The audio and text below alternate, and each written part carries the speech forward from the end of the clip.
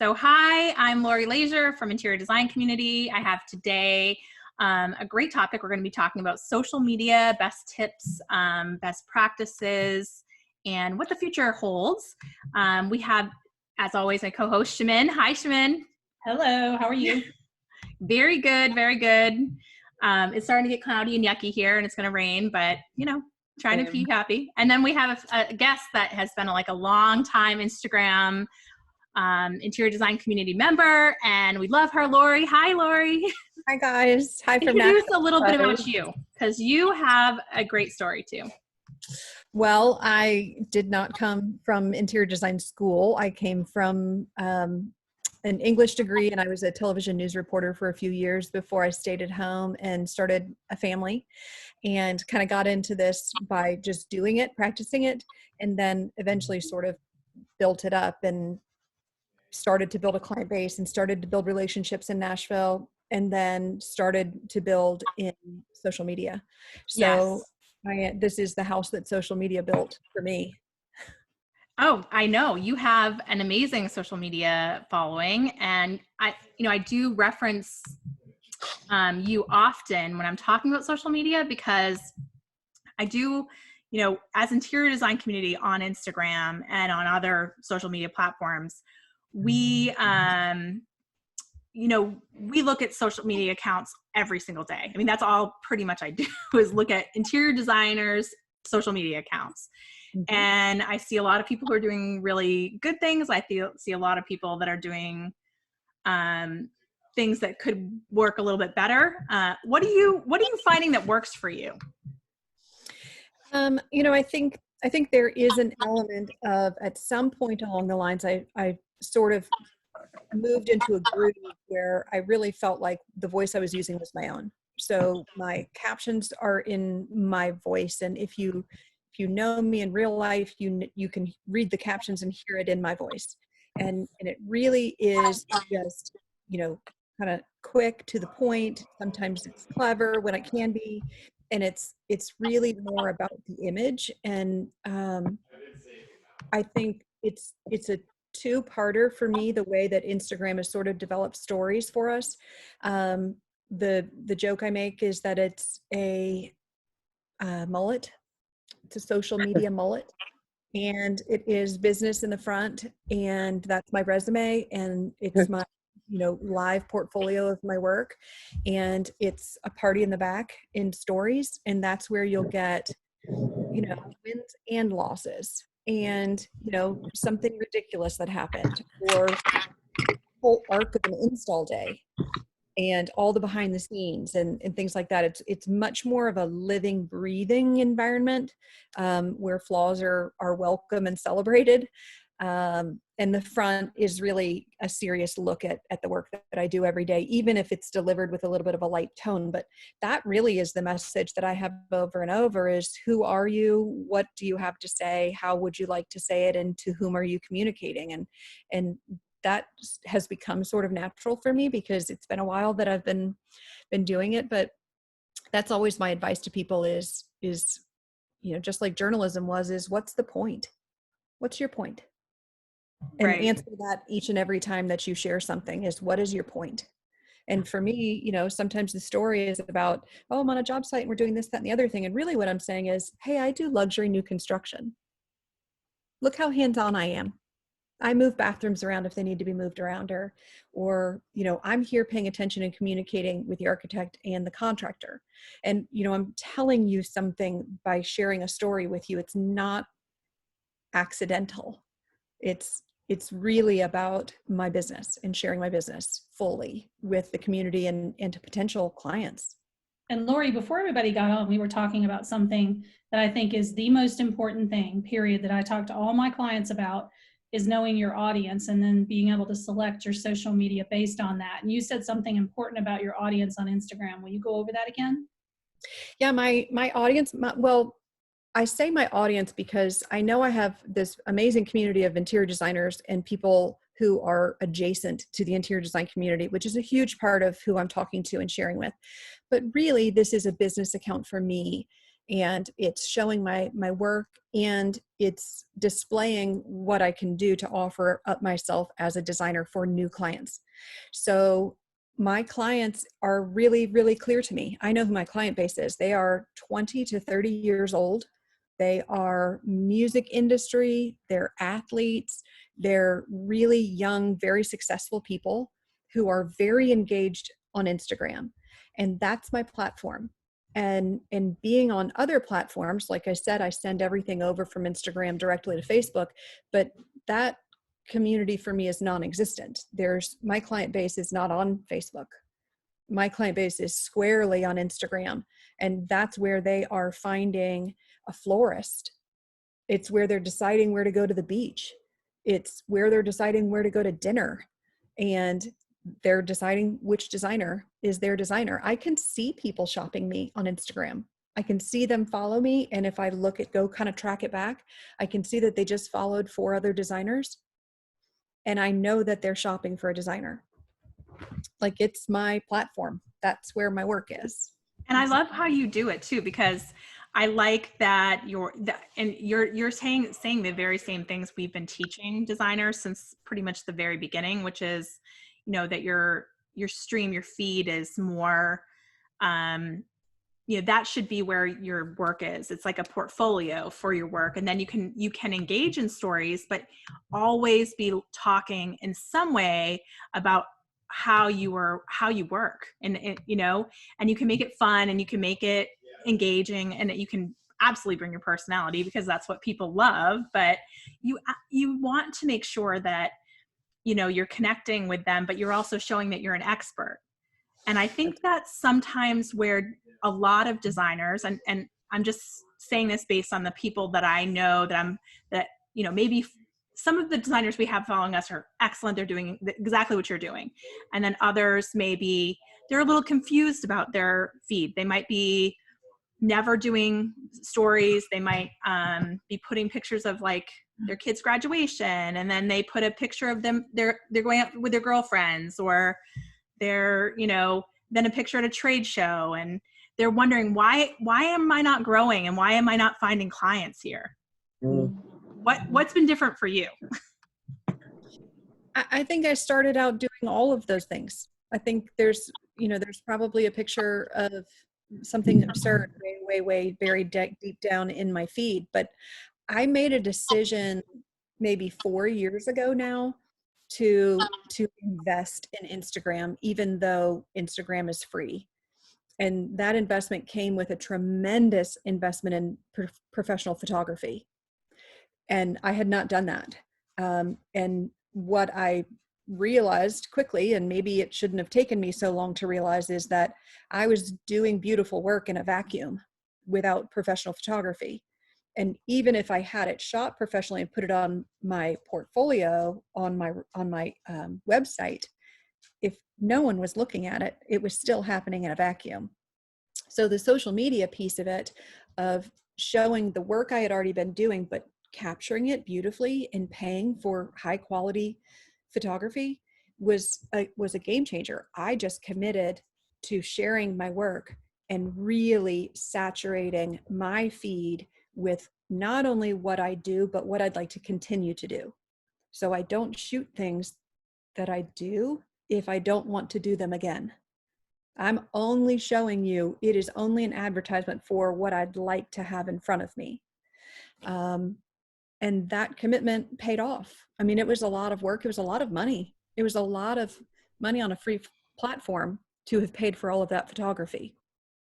I've noticed that you do really share things that are not traditional. Like, most designers think, I'm just going to share the portfolio images. I'm just going to share the pretty picture that is finalized, because I don't think that if I share a picture that's in construction, or that a video that's in construction, that's going to do anything for me. And you do that a lot. You actually show you're in mid-construction, you're doing a video that talks about what you're doing, why you're doing it. I actually pay for that. I strategically made a decision when I was doing a show house a few years ago. It was so, I thought, it can't just be me who thinks this is beautiful in the process. like, you know, the hardwood floors go down and the trim lumber delivers and it's stacked up and the, you know, the beams are in and the walls are mudded, but they're not painted yet. It's beautiful. I mean, it's beautiful to me. It's beautiful to me when the rafters go in and they're bringing in, you know, the ceiling joists and all of those things are happening. So I made a decision and hired a photographer to come in I think it was every week for 3 months, because there's a rapid phase of construction. There's a slow phase and then there's a really rapid phase where you can start to see lots of things come to life, and the floors and the trim and the light fixtures and paint and kitchens and appliances and all of those things sort of go in quickly at the end. So I paid to have it shot and ended up with these really incredible images that were probably a year or a year and a half before you typically get photography. And they did exceptionally well on my Instagram because they were well shot. And it became something that people were really invested in that project with me. And they loved seeing what the fireplace looked like before we put the marble surround on it. And then when the marble surround went in, they were like, oh my gosh, the marble surround is in. And, you know, it all sort of came together and they really participated in that process with me. And I think that's, you know, some of where we begin to make connections in what we call social media that isn't always very social. And it became quite social, that they felt connected to that project and to me. I think that that's where you show yourself as an expert, you know, and that's something I think that all people on social media need to recognize, is that if you're going to find your audience, if you're going to find your clients and they're going to become invested in your projects, you need to show that you're the expert. And it's not going to happen if you're just sharing the pretty picture at the end and just saying, oh, just finish this project. That tells that audience nothing. I mean, it's beautiful, but I might as well be on Pinterest. Agreed. And quite frankly, I do both. So I do new construction and I also do whole home furnishings. So if I get someone else's palette, I'll tell you, here's a beautiful palette I just got to work with, and now we're going to furnish it. And we have one of those that's happening in Garden City, New York. And we got this amazing house just handed to us, and we got to do a few things, and we'll talk about what those few things are. And we didn't do any floor plan. And so I'll share all of that. And then we're going to bring in the furnishings. And I think when you go through construction, because I it's so near and dear to me, I love construction projects so much. And I feel like I have a lot to offer in that process. And I'm teaching clients that, you know, actually hire me at the phase where you hire an architect. And so many people are like, wait, what? I thought you just brought in pretty things. And I'm like, well, you're a year and a half, 2 years late if you're just hiring us to bring in the furnishing. So, you know, we have a 2-3 year arc sometimes when we get these projects. So me educating them and then walking them through that and showing construction shows people that that's what I do. So you're right. I'm sharing my expertise with them and telling them where my strengths lie. Now, I'm just going to ask you point blank, how many clients do you get that are, you know, you don't just get clients that are in your own area because of Instagram. You're getting them all over. You just mentioned New York. So how many clients do you think you've gotten average from Instagram, and what value is that? You know, how much revenue are you bringing in from that? Is everyone sitting down? Because we're on Zoom. I would say that I get 95% of my clients from Instagram. 95% of my clients come from Instagram. So it's important.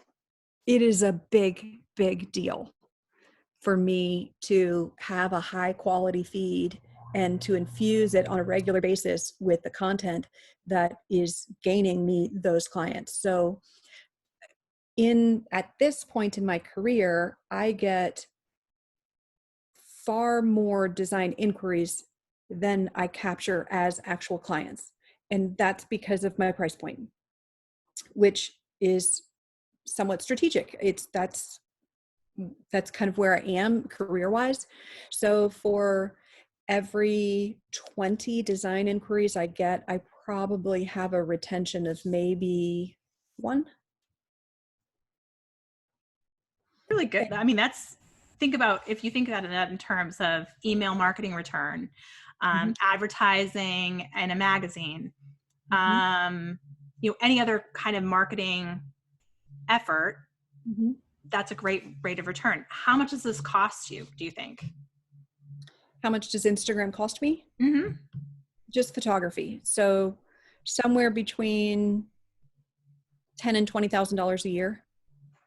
That's not bad. I mean, I think that what we're talking about is, everyone, and you didn't start out that way. I mean, you're starting out trying to invest in one project, and then that's getting you more projects, and you're building up as you go.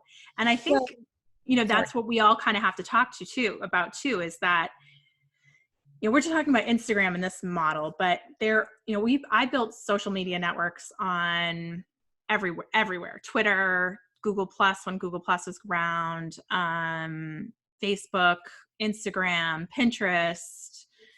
I even think the next big one is going to be TikTok. I think that designers investing and even using video and like doing, fast forwarding videos and time lapse videos are going to be, if you go on TikTok right now, you can see like the number one, home decor, interior design they're more in the DIY field, but they're doing that same thing and they're getting like 50,000 views.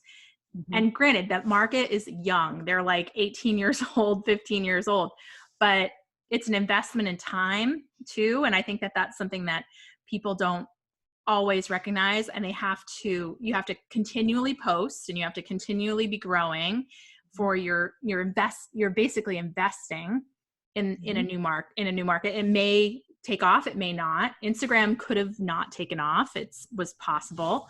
Well, let's remember Instagram was the baby. Instagram was called the Millennials College Yearbook when it first started, because the average age was 18. And it only just grew up. And that's one thing I really want to point out to people who are listening right now and going, how come I'm not getting a million different clients on Instagram? Is Lori said specifically that her target audience is 20 to 30 years old. That is where the average age of Instagram is right now. And so if your target audience is 40 or 50-year-olds or even older, that may not be where you invest all your time. That doesn't mean you shouldn't be on there. That's not what I'm saying. But you may want to go somewhere else and go where those people are. So, Facebook, for example, does skew older. But right now, Facebook has seen its numbers explode because everybody's at home and they all want to check in with their families. And so Facebook is going gangbusters. And big hint, they lowered their marketing and advertising costs too, because they're losing advertisers right and left. But then also Pinterest has the highest household income of any social media platform. The average is $100,000.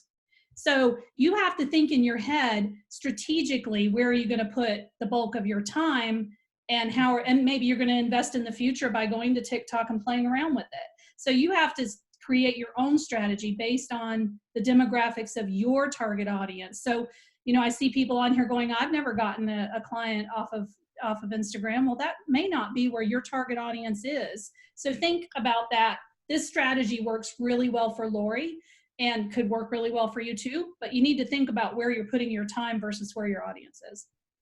So we have some faces here that we can see. Can we get head nods? Do any of the faces that we can see, do you get clients from Instagram? Wave if you do. Wave, it's easier to see. I see one person waving. One. We got one? Yeah, we got one.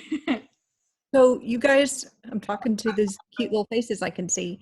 You guys do not get turnaround. You do not get an actual client from your Instagram accounts, is what you're saying. Now, Vanessa just said in the chat that she does. She gets a ton from Instagram. Leandra says she does too. Okay. Anna says she does not. Tracy says she always does. So, there's a few people that are saying they do get clients from Instagram. So if I could break it down a little bit too, because I think we should start at like how social media companies, sort of start, and they open things up so that everything, like Instagram, when it first was, anything I posted, everyone that followed me would see it. That's not the way it works today. They put in more and more algorithms because they want people, businesses specifically, to be, paying for content. They're owned by Facebook. Facebook wants the same thing. So I would say 10 years ago, I was very, very active on Facebook. Facebook pages were wide open. I would do a post on Facebook and I would get 5,000 likes. And then as they started implementing more and more algorithm changes, I would do the same type of post, the same content that I always had worked for me, and it was now getting 100 likes. And so a tip for all of you too is, and that doesn't mean that, okay, well now Instagram's taking it off and I cannot, I can't get my foot in there. I can't find new clients, because every time a social media company adds a new tool, it could be groups on Facebook, it could be, stories, IGTV, whatever that new tool is, that's your opening. That's your wedge where you can actually develop an audience that you didn't have before, and you can grow something there and, start over. I know people who have like 1 million followers on Pinterest, but really it was because boards became very popular and they have 1 million followers on one board. They don't really have 1 million followers following their Pinterest. So, and I have a very good following on Pinterest and need to sign up for a Zoom and learn from you how I can do better on my Pinterest, because it really, everything that I do is on my Instagram, and I do use Pinterest for business, but all of my boards are private. Well, Pinterest is great for, for links. So if you have a blog, I have, we have designers who are bloggers and have hundreds of thousands of people coming to their blogs every day. And their main focus for social media is Pinterest, because that drives links. It drives people to their blog, and they make lots of graphics and they have lots of pictures, and they're constantly, that's their goal, is to make sure that they're pulling in links. And I get it. You're all probably feeling very overwhelmed. Like there's a lot of different social media networks. There's a lot of different parts of the social media networks, and figuring out where your traffic is going to come from, where your potential client base is going to come from, is tricky. When we polled designers, I would say like, probably in the last year, we usually ask once a year, where do you get your clients? And most often designers say referrals, that's their number one way to get new clients, is referral based. But that's true of any service business, by the way. Right. But you can ask designers how many of them have an email account, how many of them have an email marketing plan, and it's much lower. So you're thinking, well, you mostly get your business from past clients, but you're never emailing. You already have their email for sure, and you're not emailing them regularly with like information that would be helpful to them so that they think about you and that they refer you. That doesn't make any sense to me, So it's sort of like unlocking that and figuring out, where can these revenue streams come from and what are the best practices for me? And I think that a lot of times, people use social media, they get on and they maybe hear a few articles and they think, Laura, you remember like when every guru was talking about Instagram and saying, oh, just share your life, share what you do every day, and that will get you followers. And that's not what gets me followers. I think what gets me followers is that the work has to really be beautiful. Like that you have to actually produce the thing that you are a service to offer. And what I offer is interior design, and my services of interior design during construction and for furnishings. So that's what I show people. That seems really elementary, but I don't, somehow I'm not sure why so many other accounts don't follow that concept, which is, if I want to get clients who would like for me to build their house, I have to somehow communicate to them that I build houses. So how can we do that? And that's when, I initiated the idea of taking pictures of construction projects that really showed off beautifully. They look like interior design images. They look like they belong on my feed. It looks like my brand. It looks like my work. You can see elements of it. It just was so communicative to people about, oh, so she helps me pick out the pattern of the hardwood floors in the foyer because I need help with that. I mean, it was a simple little connect that we made by showing them. And that's what this forum is. It's visual. We need Right. to. And you're also showing your service too, because there are so many times when you're like, okay, I know because I'm a designer, this is how I do things. You know, this is why I would do it this way versus that way. And it gives, you know, it gives the client or the potential client that to know that they're not the expert, you know, that they can't just do this by themselves. It's not as easy as it looks. Like there's a lot of if this, then this happens, you know. Well, honestly, it gives me a really nice, we could do a whole other Zoom talking about how designers, in my opinion, could be better at talking about money. I feel like our industry has a really tough time with transparency and communication of budgets and what it takes to get something completed. And fortunately, when people are coming to me through Instagram and they're saying, I have X budget for furnishings, I have an opportunity to say, so you showed me this and you showed me this and you came because of my Instagram. Let me tell you what that budget was to get to that. So it's a beginning of a conversation that I think for a lot of designers is tricky, or they're trying to sort of avoid or diminish that conversation as opposed to pushing it way out to the forefront. And so I'm having those conversations on call one. That is call one. Call one is cost a freaking fortune, takes a ton of budget to furnish. If you want it to look like this is about what that was. It ranges from about here to here. And it was called recently that I do an anti-sell. And I think I have begun an anti-sell because I spent too many years developing my business, finding myself in trouble because I had tried to not really talk about how much it was all going to cost if they wanted to get it finished, because I was afraid they would leave.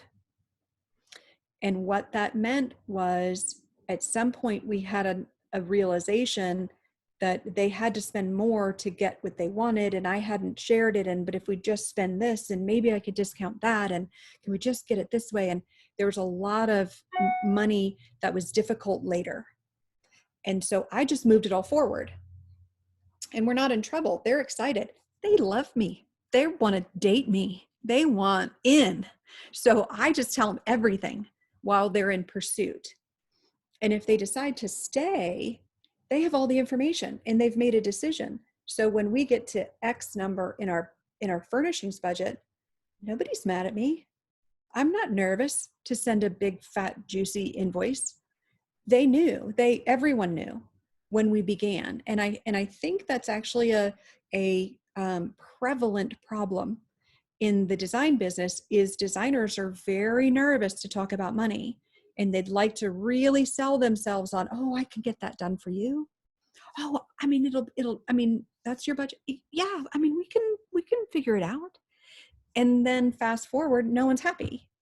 And you That's have a great way to sort through later. That's a really great way to sort through the people that come to you from Instagram in particular.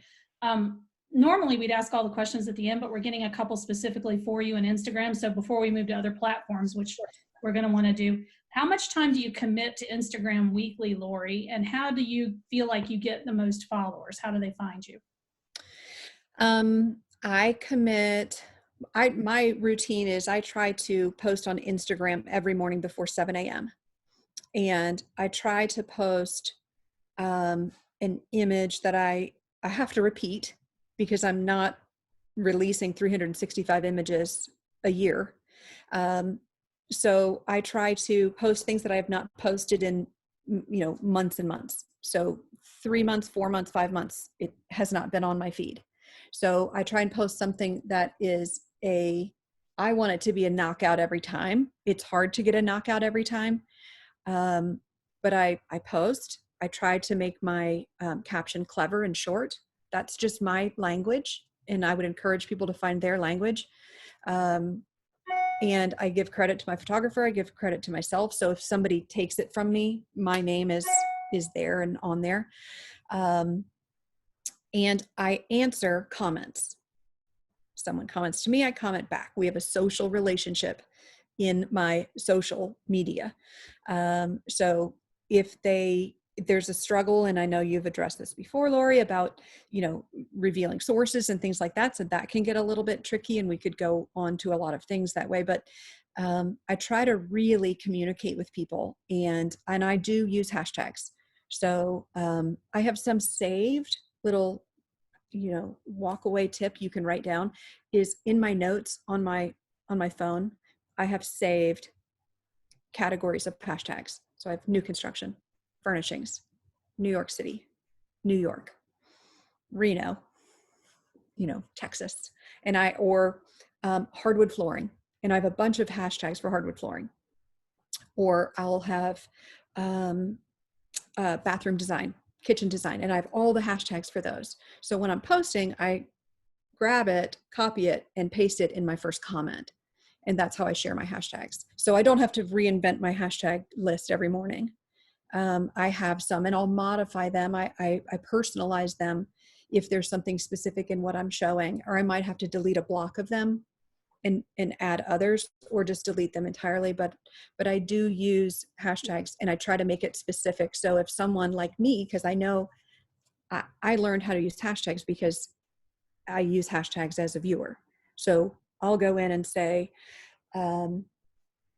marble, herringbone, master bathroom, herringbone, master bathroom, herringbone floors, herringbone backsplash, marble, herringbone, Calcutta marble, Calcutta, and I'll search those hashtags when I'm looking for inspiration, or I'm looking for how someone has solved a problem that I'm running into, or how to terminate the end of the backsplash in the kitchen when there's not something to terminate into, and things like that. I'm looking for images. And I use those hashtags. I know people are using those hashtags. It's how they're finding hashtag Nashville designer, hashtag designer Nashville, hashtag Nashville interior designer. So those are in there in my hashtags, because I know that it works because I use it. So I have to assume that other people are using it as well. That's the best advice that I always give people. Too often they forget that they're meant to be searchable. And so they'll make up these hashtags that nobody in their right mind is searching. So, I mean, I don't mind a funny one every now and then, but, something that's, you're just making a joke, or it's your brand or something like that, that's fine, but you've got to really remember the searchable ones. Well, and just for a tip real quick is like, you can use 30 hashtags too. Just let people know 30 is the max. And you can, I usually put one hashtag that's like sort of my control hashtag, which is my ITC designers. And then I put the rest in the first comment. And I do the same thing, notes, and I have different ones for different trade shows, different, where my audience is interior designers. So it might be, all about KBiz, if KBiz is going on. It might be about High Point, if High Point's going on, those kinds of things. But for you, it could be all about your city, all about everything that Lori just talked about. Those are really great. And the other tip I would just want to say, because this is sort of like one that has worked and not worked, and Instagram kind of changes it once in a while, but you can delete your hashtags right now and put new hashtags on an old image, and it will come back up in the feed. You used to be able to do it, then you weren't able to do it, and recently you've been able to do it again. So hashtags are, indexing. That's where you can be found. And that's how I index my projects. I name my projects with a hashtag, and it is a unique hashtag. In the beginning, it doesn't do anything for me, but what it allows is someone wants to go back and watch the progress of something, or they want to see the kitchen. So I love that master bedroom. I wonder what the kitchen looks like in that house. And they can search that hashtag and see the rest of that project. So that's another way I use hashtags. And I also use it on my website. So that's how my portfolio is titled, is by each project's hashtag. That just ties into our SEO video that we did last week, which talked about how you should have your portfolio set up with having, names for your portfolio projects and a good description of what that project looked like. So posts go hand in hand. That's right. And the other thing that people are forgetting about, and I've seen people ask a couple of questions about Pinterest on here too, is that, hashtags are really important on Pinterest now too. They used to not be, people would put them in there, and Pinterest kind of played around with their algorithm a little bit. And for those of you who don't know, I started the Style Spotters program with Pinterest, and I'm still working with Pinterest on some things. So I get to see, like right now they're testing a trending tool that they're going to roll out, and you can check which hashtags are trending, not just the ones that pop up when you're typing them, but you can literally go and search, is home decor one of the top categories still, or is it one of the top hashtags? So hashtags have become really critical on Pinterest. So when you are pinning your portfolio down to 1 million different boards, not just one board, by the way, make sure you're using hashtags there too, because they are very searchable, and it can really help get your photos noticed even more than they already are. Good. Can I reply to Tracy? She asked a question here in the margin that she gives a range on her budgets when her clients are asking for budgets when she's talking to them initially. And she said it's hard to determine when we haven't started the job yet. Every project is different. It's hard to determine a price beforehand. Any advice for that? And I do have advice for that. I don't give them a concrete answer. I give them a range. So I give them a range on what I believe their investment will be in me as their designer. So what my design time will be. And I offer a decently broad range of what that could be. And in the very first conversation, I say a lot of that depends on you. So if we can communicate, and I'll be asking all these questions, if we can really communicate and I understand you, and you're asking for a trusting relationship with me, I'll be able to carry your project through for a fairly limited amount of design time. If we need to reselect, if we need to do a lot of reselecting, and if there's not trust and you want to go back and look at it again, and if then the design time tends to be higher.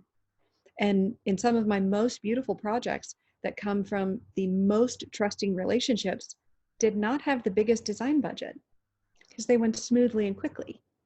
So that's something I share from the beginning.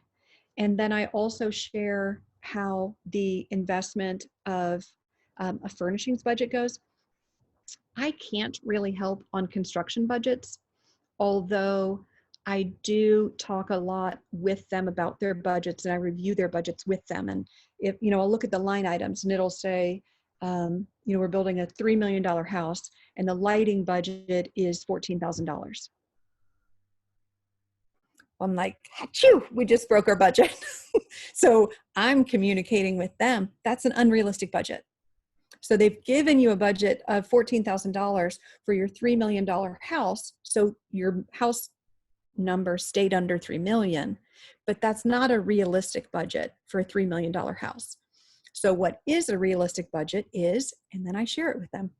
And for me and my business, and your businesses may be different, I can say that'll be between $75,000 and $100,000 for a lighting budget. And that's information they need to know. I'm their steward.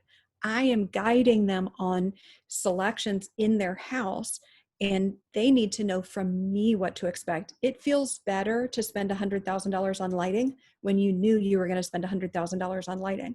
It feels terrible when you thought you were going to spend 14. So me sharing that with them is, again, what we talked about in the beginning, is I'm sharing my expertise with them. They don't do this all the time. I do. They don't know how much hardwood floors cost. I do. They don't know how much outdoor lighting is. They don't know how much it costs to furnish a bedroom that looks like this on my Instagram page. I do. So I share it with them. And so we can have a realistic conversation about how they can expect this to go. Again, I'm building all of that into my conversations very early to avoid getting in trouble with my clients later for not having explained to them how these budgets really, really work. And I feel like that's my duty to them, is to share that with them. I think that's amazing. And I know that because of the designers that we talk to all the time, that's a problem that comes up all the time. And I think you're 100% right that we aren't talking about those budget issues right off the bat. And I think I don't know if it's because this industry is mostly women, that we have a Well, hard time sometimes talking I'm about seeing it money. with the architect who sets the budget, and no, those budgets typically come from the builder. So I'll get a line item budget sheet for flooring, appliances, lighting, plumbing fixtures, tile. And, if I get a tile budget and it says their budget for the house of tile is $3 a square foot, then loud, early, and often, I'm saying, no way, no way, no way, no way, no way. There's no way. We're not, you don't even want $3 tile in your master bathroom or your kitchen in your X million dollar house. So we don't want it, but let's talk about it now because they need to plan for those things. That's in their construction loan. I mean, we're talking about long-term gigantic investments that people are making, and they need good advice from someone who understands and knows what they're about to come into, because otherwise they're going to write a big fat check for these overages that they didn't see coming. Now, And that would feel good you're to getting me. these clients. So just to recap, you're getting these clients too. And I want to just for the new people coming in on Instagram. So people are thinking like, I know that there are people out there who are thinking, how are you getting clients like that on Instagram? Because Well, they're thinking 20 and 30-year-olds, they don't have any money. well, I mean, I think I will not lie. I think it's a pretty idealized market that I work in, and have a really strong, relationship with the people that I'm sharing with and communicating with and socializing with on social media. And for whatever reason, the work that I do sort of resonates with and skews young, and that's what they're drawn to. And then when it skews young and I get another young client and then we put it out there, then another young client sees that and it begins to perpetuate itself and it starts to roll easily all on its own. In the beginning, I was sort of, I used to tell my husband over and over and over, it's like I feel like I'm at the bottom of a hill and I'm trying to build like a huge snowman on the other side, and I'm starting with this little thing and I'm pushing it up the hill, and then sometimes it runs back down at me. And then I get a little traction and then it runs back down. Well, now I've sort of tipped over and now we're sort of running smoothly down the other side. But it has taken a lot of work. It's taken me 5 years of social media commitment and investment in photography and investment of my time to really commit to being on there and being true and authentic and sharing my own actual work and experiences with people. Now, how much time do you think this takes for you a week? I mean, I would shudder to think of how much time I spend opening up my Instagram and looking at the comments and replying to all of the comments and digging through to find a fresh new image that has relevance on that day, or some reason why I'm posting, or, oh, it's Monday, let's post I don't want to get out of bed Monday bedroom, or it's Friday, let's post a bar, or, those sorts of things. Hours is the answer. But, let's talk about ROI. I mean, superb ROI. Superb. It is time well spent. It looks like I'm on my phone because I am.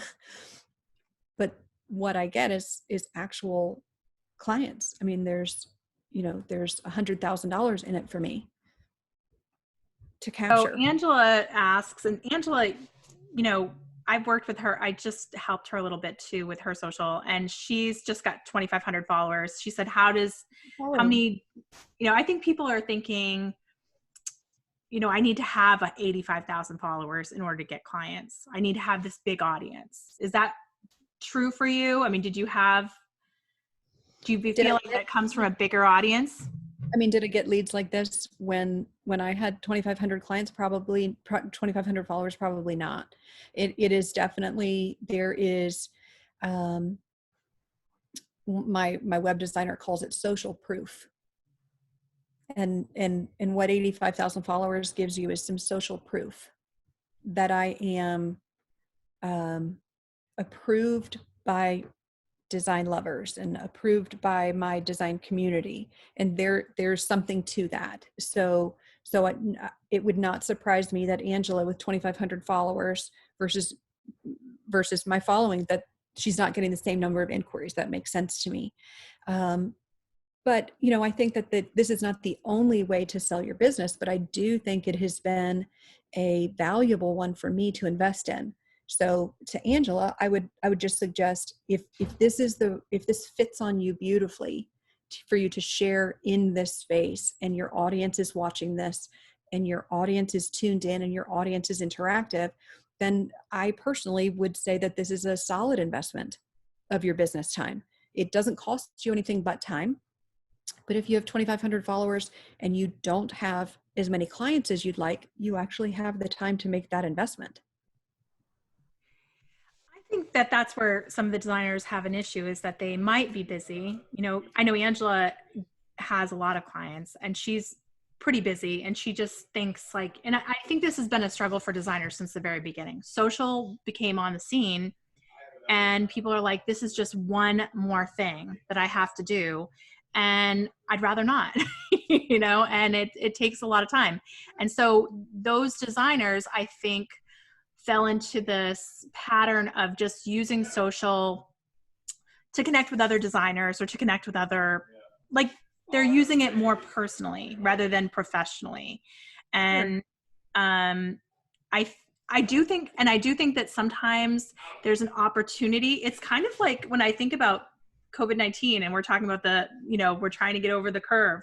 It's sort of the same thing when you're thinking about a new social media. You come in when the social media is young. You don't know that that's going to take off, or if the right people are going to be there. You're just putting content and you're hoping it grows, and then you're committing to the time, you're investing the time, and it gets bigger and bigger and bigger, and you grow with it, hopefully, because you're learning and you're adapting to that network, whether that's all of the networks. But then it does become harder when the algorithms come into play, and the algorithms are on all of the social media networks work against you, and people are like, I used to just be able to post and get great response, and now I'm posting and it's a third of the audience that I used to get, or something like that.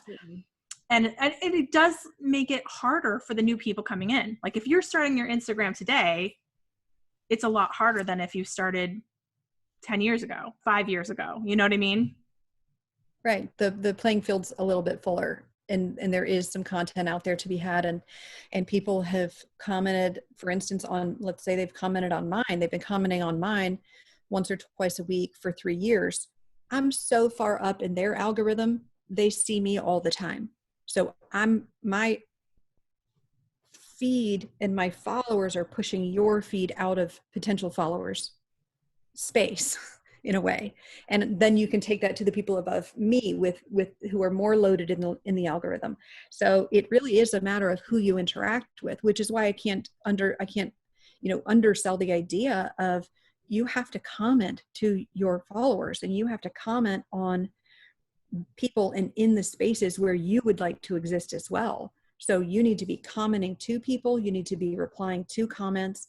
And when someone posts something and you comment on it, you will see more of them. That's how the algorithm works. They want us to socialize. They want us. Social media for a reason. That's exactly right. But it is hard. I mean, I get it. I'm terrible at commenting back. So I know that it's really hard. It's like, it just never ends, and it keeps on coming in, and you're, so you have, as designers, so we have wallpaper people, we have fabric people, we have flooring people, we have construction people in your community, you have flooring centers in your community that are selling flooring. Those are your people. Yeah. So you have a target audience of clients. I understand that, but you need to be social within your community. So you are talking and commenting. You're at a cocktail party. Pretend you're at a cocktail party. Do not stand there with your glass all by yourself, not hanging out with anyone. When someone says, "Oh, are you Mrs. Paranjape? I love that kitchen you did." And if I'm like this, right. That's rude. Yeah. So Yeah. what I say is, "Thank you so much. What brings you to the feed?" Or, "I'm so glad you're here. Oh, I loved working on that project." Whatever it is, but I'm answering them. They've approached me at a cocktail party, and I'm going to engage them. So Instagram is a cocktail party. Yes, I agree. Social. I agree. And you can get to know people really, really well on Instagram. I mean, sometimes they are sharing a little bit of their lives, and I think that helps clients make, better decisions. But you have, it's how they do it. So many designers kind of are sharing about their lives, but they're doing it in a way that's sort of disconnected from their business. And that's sort of where you lose, you lose me. Because if I'm scrolling through and I'm looking at my feed and I just see a random picture of someone's child going on a date or something like that, I'm like, that's not my family. I don't know if maybe they're using this as a personal account, even though it says their business name on it. And it makes me feel uncomfortable following them because, Sure. I don't feel like we're not connected well enough for that. I should be seeing, oh, your son went on his date. You know what I mean? Like, Curate your feed, and that's how you contribute to the algorithm of the things that you see. yeah. Because us commenting on other things is what is populating our own feed. That's how we're developing what it is that we see, because those are the people that we're communicating with. And Lori, Right. answering some questions here, you said that you post from Instagram directly to Facebook. That answers a question for somebody there. But do you also use an Instagram scheduler? I do not. I do it myself. I comment myself. No one else does my social media. And one thing I want to bring up for people is that I know a lot of people like to use Hootsuite or schedulers, and they do save time. But do keep in mind that Facebook is notorious for penalizing you, both on Facebook and on Instagram, for using a scheduler. I just want to point that out. If you use their scheduler, meaning on Facebook you can schedule your own posts, they love that. Sure. But just so you know, that's just a business decision that they've made because it is their business. So they can sometimes penalize you, but that doesn't mean you shouldn't use one. I'm just saying it can happen. Right. Yeah. I actually think that Instagram, I've done a lot of testing. Instagram isn't as smart as people think it is, that it does not necessarily always know that you're using Exactly. But Facebook does know. Facebook absolutely does, but they will Instagram penalize doesn't you. always know. They can't really always tell the difference between a real person doing an action and a bot doing an action. I've had that happen where I personally have gotten Instagram grounded for going through and cleaning up past. I was cleaning up people I'm following because there are a lot of people that I was following that aren't in business anymore. I spent a lot of time like going through the accounts, looking if they follow me, if they're still in business, if they're posting at all. And I was doing it absolutely by hand. And I must have been doing it too fast because I ended up getting a warning and then getting in Instagram jail for a week. So they're not as smart as you would think. And I think that some of the schedulers really work. A big problem is you can't always, I like to do what Lori does where I'm posting my hashtag in, my control hashtag in the main post, and then I'm doing hashtags in the first comment. And a lot of the schedulers don't allow for that. And so what's the point if you then have to go back and schedule the comment too, or you have to get on when it is scheduled so you can put the hashtags on. It kind of creates double work.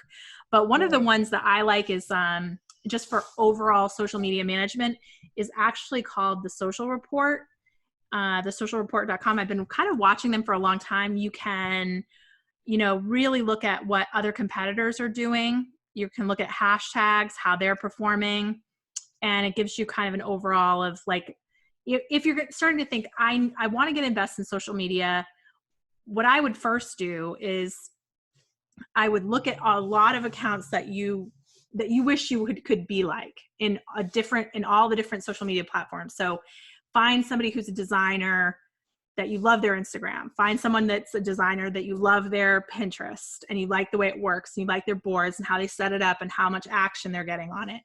And then follow those people through a tool like that, even for a couple of months, where you can kind of get an overall idea of what's working for them and what isn't. And it really does allow you to have that window into, competitors or just different people that are working on social media, so that you can kind of see how they're doing their thing. It's also easy to find demographics for those channels. And so back to what Angela was saying, maybe Angela's, we're picking on poor Angela. Hi, Angela. But maybe that's not Angela's age range, whereas it is Lori's age range. That I'm just throwing that out there. And maybe her audience is on a different channel. So that's the key too, is when I'm going to keep going back to this, you have to know your audience. You have to know your target client and know where they're going to be spending the most time. So maybe that's where you spend the most time, and also spend time on Instagram, et cetera. I love Instagram for being able to show your portfolio as much as anything, but I'll tell you the channel, and I don't work for them, it's gonna sound like this is an ad, but Pinterest drives more traffic to your website than any other channel, period. Yeah, and, I would say. So it's a great one for that. Yeah, Pinterest drives, Pinterest does drive more traffic than Instagram because you can't put the links there. But And don't forget, highest household income. But Instagram becomes your website for so many designers. Correct. So it's sort of a different feel. And I think that some designers, they use it. I mean, I know designers who are using Instagram instead of a website, which I could totally see that. People go to my website, but that's just because they're ready to send me a design inquiry. Right. They've already seen my work on my portfolio because it's on my Instagram. Lori, do you mind if we hit some of these questions? Sure. Let's hit the questions. There's a couple I think we could knock out maybe in one. They're asking about stories. They're asking about how to find your voice, frequency of stories and what you do in stories. And Tracy said, I enjoy your Instagram stories. I feel like you show your face and just talk to us. And I think that's really important to branding. And I think for me, it's a good fit because it's sort of natural. My puppy's dreaming on my lap. It's a natural fit to me. It feels comfortable. I don't know that everyone is comfortable turning that camera around and talking into the camera and showing your face. And I think that's okay. I think people don't, if you're not comfortable, I don't think people are comfortable watching you. So I wouldn't recommend doing it. But I think by the time that I get a design inquiry from Instagram, they'll tell you the name of my dogs. They'll tell me, they're like, oh, I've been dying to see your eyelash extensions in real life. Or, how was Paris? Or, they know me. They feel like they are reaching out to a person, not just a design firm, because I'm talking to them in my car. I call it my mobile office. I'm like, hey, quick update from the mobile office. Here's what's going on. And we have a little chat. And I'm looking at the camera, not looking at myself. And I'm looking at them. And we're having a conversation. And I'm saying, we're headed to the airport with a huge install. And here's what's happening. And here's what I'm nervous about. And I'm sharing just my actual factual self with them. So by the time a client comes to me, we're already in a relationship. They're just making first contact or finally revealing that they have been my friend for a long time and have been participating with me socially. So I think that sharing the personal has been beneficial to my business. I think that what I talked about earlier about finding your voice is important and setting the right tone. I joke that in stories, it's a mullet and I'm so unprofessional in stories. I'm all truly, like, the true answer is I'm always professional. I'm always aware that I'm talking to my client base, even if it's light, even if I'm sharing a part of myself personally, or even if I'm sharing jokes. They're understanding my personality. They're understanding my sense of humor. They're getting to know me as an entire person, because that's how our relationship is. That's the kind of designer I am also.